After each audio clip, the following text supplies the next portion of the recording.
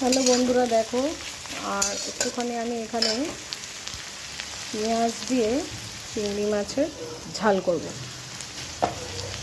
পেঁয়াজটা ভেজে নিচ্ছি, তার জন্য ভাজা ভাজা হোক, তারপরে আমি চিংড়ি মাছ দেবো। নুন দিয়ে দিলাম, একটু ভাজা ভাজা হয়েছে। এবারে আমি চিংড়ি মাছগুলো দিয়ে দিচ্ছি।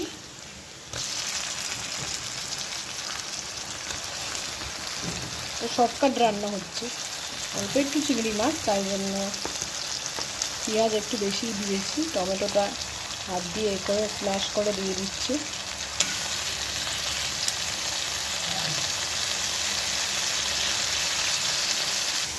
আদা রসুন কাঁচা লঙ্কা বাটার এটা দিয়ে দিলাম পেস্টটা।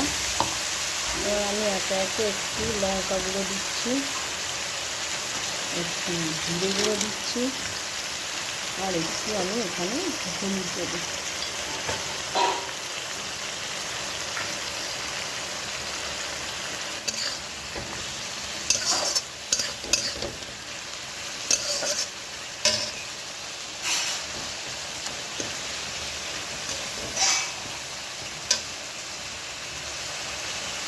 দেখো বন্ধুরা, আমার চিংড়ি মাছ কষা রেডি, পেঁয়াজ টমেটো দিয়ে।